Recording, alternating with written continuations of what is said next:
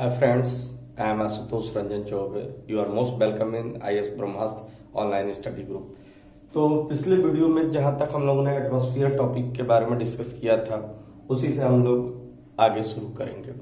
और जैसा कि हमने बताया भी था कि जब टेम्परेचर के आधार पे जब वायुमंडल की परतों को जब हम डिवाइड करते हैं, तो वैसी स्थिति में पृथ्वी से जो कनेक्टेड वायुमंडल की परत है उसे ट्रोपोस्फियर या हिंदी में क्षोभमंडल की संज्ञा प्रदान करते हैं। और इसके टेम्परेचर के डिस्ट्रीब्यूशन के संदर्भ में हमने बात किया था कि as we move from surface of earth to tropopause the amount of temperature decreased and the rate of decreasing temperature is 6.5 degree centigrade per kilometre. It is known as normal lapse rate of temperature. It means कि जैसे जैसे क्षोभ मंडल में पृथ्वी की सतह से हम क्षोभ सीमा की तरफ बढ़ते हैं, वैसे वैसे तापमान में गिरावट होती है। और तापमान में गिरावट की यह दर प्रति किलोमीटर लगभग 6.5 डिग्री सेंटीग्रेड की होती है, जिसे तापमान का समानुपातन दर कहा जाता है। और जैसा कि हमने डिस्कस भी किया था कि आखिर ऐसा क्यों होता है कि पृथ्वी के सतह से इस क्षोभमंडल में हम ऊपर की तरफ जाते हैं तो तापमान में गिरावट आती है। तो आगे हम लोग का हीट बजट का टॉपिक होगा, वहां भी देखेंगे। तब तक के लिए यहां हम बता देते हैं कि सूर्य से पृथ्वी की तरफ विकिरण आता है और अंततः यही विकिरण इस पृथ्वी के ऊर्जा और तापमान का स्रोत होता है। और दुनिया के जितने भी पदार्थ होते हैं, यदि उसमें तापमान है तो विकिरण करेगा। और जब विकिरण करेगा तो विकिरण का तरंगदैर्घ्य वो माइक्रो फॉर्म में होगा या मैक्रो मतलब लघु रूप में होगा या दीर्घ रूप में होगा। इस बात पर डिपेंड करेगा कि जिस वस्तु से विकिरण आ रही है उस वस्तु का तापमान अधिक है कि कम है।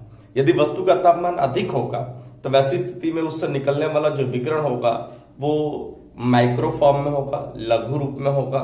और यदि उसका तापमान कम है तो उससे जो विकिरण होगा वो दीर्घ रूप में होगा। इसका मतलब सूर्य का तापमान अधिक है तो सूर्य से जो विकिरण चलता है यह माइक्रो फॉर्म में चलता है। और चूंकि माइक्रो फॉर्म में चलता है इसलिए सूर्य के विकिरण का जो वेधन क्षमता होता है, पेनिट्रेटिंग कैपेसिटी होता है, पेनिट्रेटिंग कैपेसिटी अधिक होता है। इसका परिणाम है कि सूर्य की किरणें जब पृथ्वी के सतह की तरफ आती है तो वैसी स्थिति में पेनिट्रेटिंग क्षमता अधिक होने का समूचे वायुमंडल को वेधन कर देती है। और हमारा वायुमंडल सूर्य से बहुत ही कम तापमान ले पाता है, क्योंकि सूर्य का जो विकिरण है यह वायुमंडल को वेधित कर देता है और अंततः वेधन करने के बाद वो अर्थ सरफेस पर पहुंचता है, जिसका परिणाम है कि हमारी अर्थ सरफेस गर्म होती है और गर्म होने के बाद ये भी विकिरण करती है। लेकिन पृथ्वी के सतह का टेम्परेचर उतना अधिक नहीं हो पाता है, इसलिए इसके द्वारा जो विकिरण होता है वो दीर्घ रूप में या माइक्रो फॉर्म में होता है और जिसे टेरेस्ट्रियल रेडिएशन या पार्थिव विकिरण कहा जाता है। और अंततः इसी पार्थिव विकिरण को ग्रहण करके ये क्षोभमंडल गर्म होता है। इसका मतलब यह है कि जिस वायुमंडल में हम रहते हैं वही क्षोभमंडल है। और क्षोभमंडल के जो उष्मा का कारण है वो भले ही सूर्य से प्राप्त है, बशर्ते डायरेक्टली सूर्य से प्राप्त नहीं करती है, बल्कि उसका डायरेक्ट स्रोत तो हमारी पृथ्वी है। यही कारण है कि इस क्षोभमंडल में, ट्रोपोस्फियर में, जैसे जैसे हम नीचे से ऊपर की तरफ बढ़ते हैं वैसे वैसे तापमान में गिरावट होती है।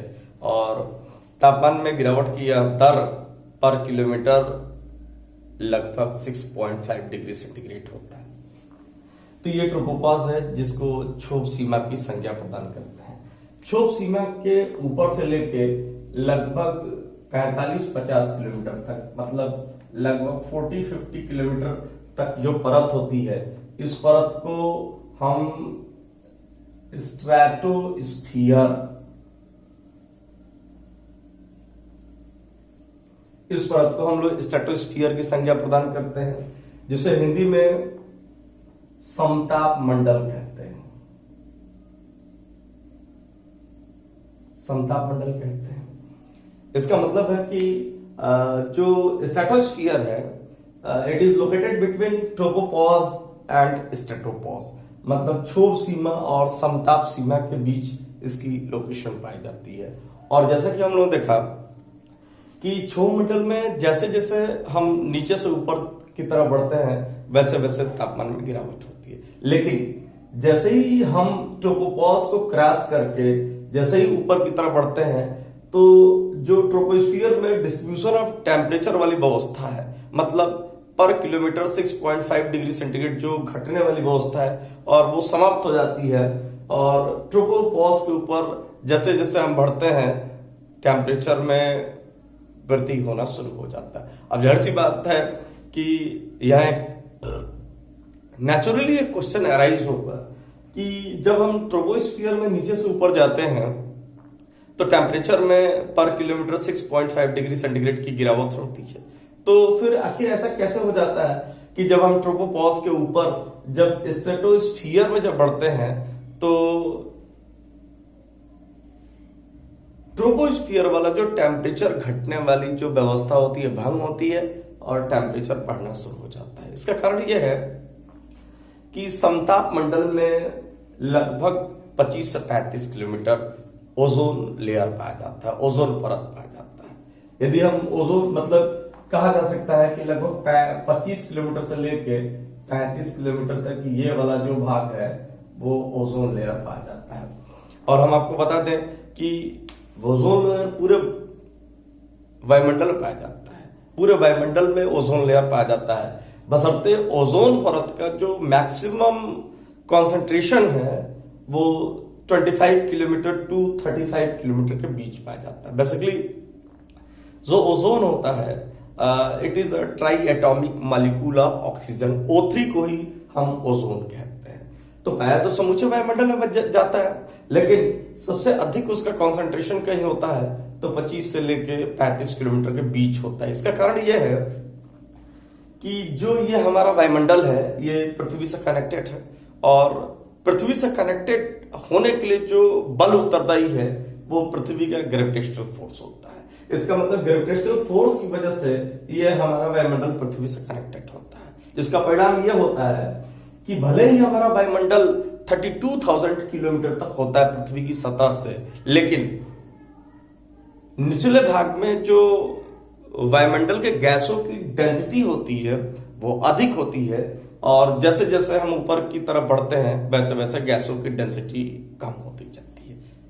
जैसे फॉर एग्जांपल यदि समूचे वायुमंडल की बात किया जाए तो समूचे वायुमंडल में जो गैसों का भार है उस भार का लगभग 90% जो होता है वो 6 किलोमीटर की ऊंचाई में होता है। इसका मतलब है कि हम नीचे से ऊपर जाते हैं तो केवल गैसों के कॉन्सेंट्रेशन या संकेंद्रण में कमी नहीं होती है बल्कि बहुत तेजी से कमी होती है। इसका मतलब निचले भाग में गैसें डेंस है, ज्यादा घना है और ऊपरी भाग में काफी विरल रूप में रेयर फॉर्म में पाया जाता है। कारण वही क्योंकि जो हमारा वायुमंडल है इसको बांधे रखने के लिए जो फोर्स जिम्मेदार है वो पृथ्वी का गुरुत्वाकर्षण बल है।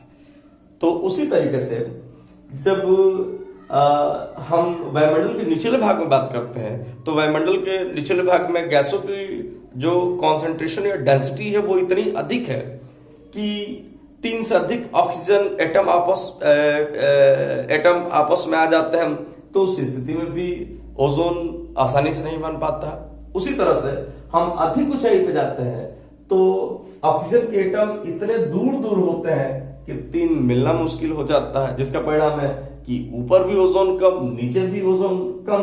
और ये ऐसी परिस्थिति होती है कि यहाँ पे वायुमंडल की डेंसिटी इस प्रकार की होती है कि यहाँ पे ऑक्सीजन के 3 एटम आपस में मिलके और ओजोन का निर्माण करते हैं। और इस ओजोन की खास बात यह होती है कि यह सोलर रेडिएशन के अल्ट्रावायलेट मतलब सौर विकिरण के पराबैंगनी अंशों को अवशोषित कर लेता है और उसी के अवशोषण का परिणाम होता है कि समताप मंडल में तापमान बढ़ने की स्थिति पाई जाती है।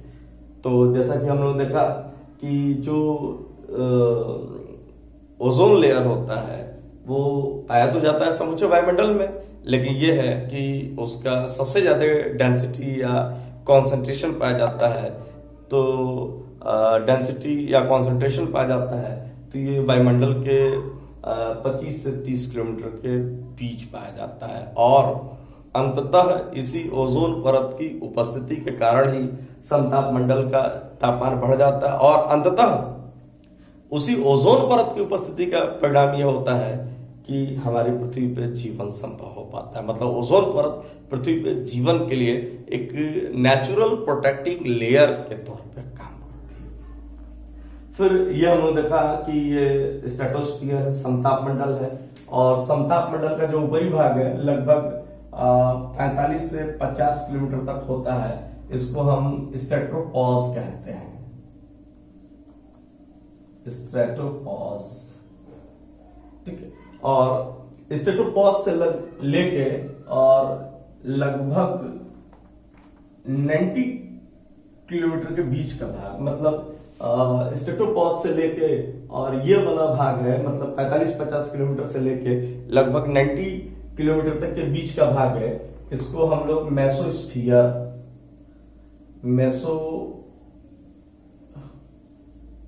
कहते हैं, जिसे हिंदी में मध्यमंडल कहते हैं।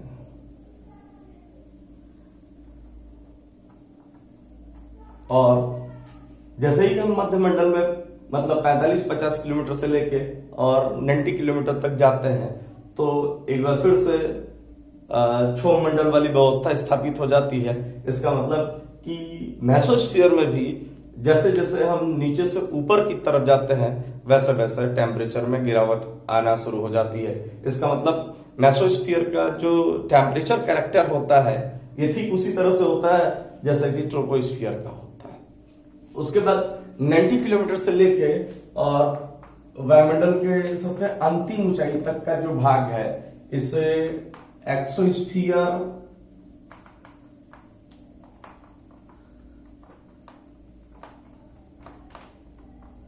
जिसे हिंदी में बहिर्मंडल कहा जाता है। तो 90 किलोमीटर से लेके जो वायुमंडल के सबसे ऊंचाई वाला भाग है वहां तक के बीच के भाग को हम एक्सोस्फीयर कहते हैं, जिसको बहिर्मंडल या बाह्यमंडल कहा जाता है हिंदी में। तो इसको और भी नामों से जाना जाता है और हर नाम रखने के पीछे कोई ना कोई कारण है।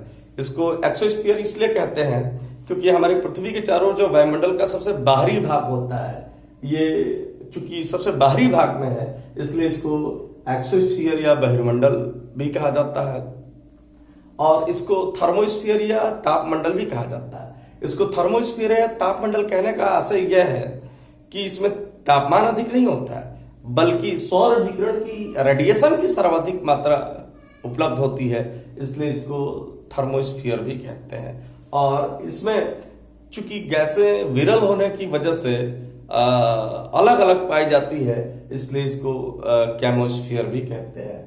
इसका मतलब है कि जो वायुमंडल का सबसे बाहरी भाग है उसको इंग्लिश में एक्सोस्फीयर भी कहते हैं, उसको केमोस्फीयर भी कहते हैं, उसको थर्मोस्फीयर भी कहते हैं तथा हिंदी में उसे बहिर्मंडल,